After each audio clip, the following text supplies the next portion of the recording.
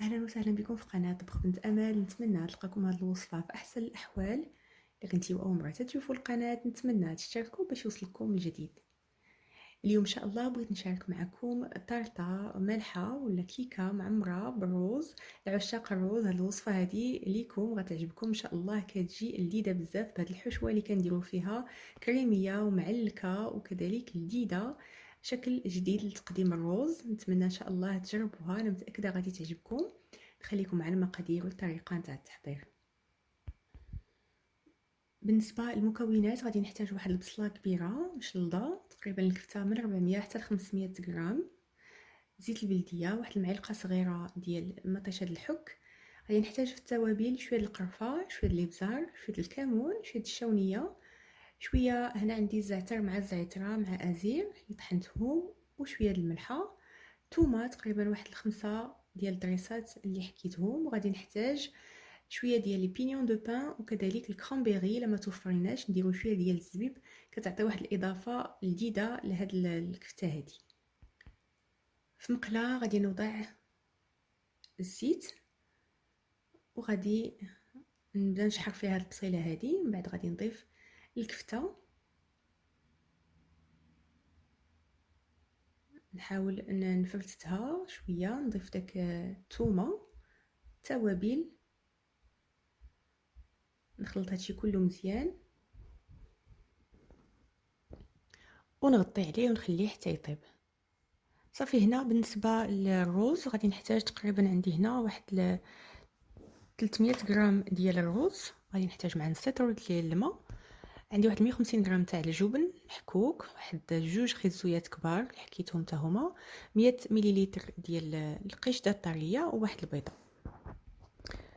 في مقله غادي نوضع زويته نشحر فيها هاد الخيزو هذا مزيان، وغادي نضيف عليها الروز اللي كنكون غسلته مسبقا بالماء وقطرته،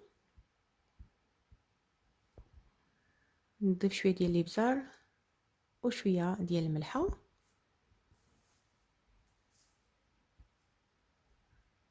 وغادي نضيف عليه داك نص لتر ديال الماء، نخلط كلشي مزيان وغادي نخليه يغلي، نغطي عليه ونخليه حتى يطيب. صافي هنا الرز من بعد منين طاب غادي ندوق الملحه واش هي هذيك، مباشره غادي نضيف عليه الجبن محكوك اللي عندكم موتزاريلا ولا شيدار ولا اي جبن كيعطي واحد التعليكه لذيذه لهاد الرز هذا. الكريمه سائله بيضه تكون كبيره، ونخلط هادشي كله مزيان صافي. وغادي ندير الفران يسخن على 180 درجه. هنا خديت اناء اللي تنديرو فيه الكيك، درت ورق الطبخ في التحت ديالو ودهنتو بشويه نتاع الزبده. غادي ناخذ ثلثين ديال الروز، غادي نوزعوه بهذه الطريقه هذه، وغادي ندير داك الحشوه في الوسط، وداك الثلث الاخر اللي بقى ديال الروز غادي نغطي به هاد الكفته هذه.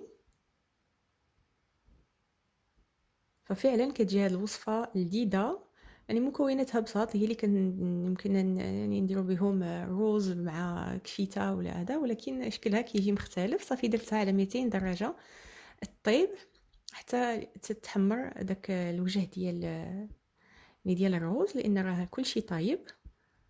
صافي هي مازال سخونه، غادي نقدمها هنا غير بالموس، غادي نحاول نزول، كتزول بسهوله لان دهناها مسبقا يعني بالزبده.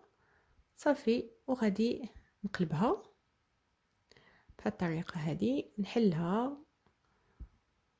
وصافي، ومن بعد نقدموها بالصحه وراحه. فعلا كتجي لذيذه وريحتها حتى هي بداك التوابل اللي درنا فيها وداك الكرامبيري، داك المذاق بين الحلو والمالح.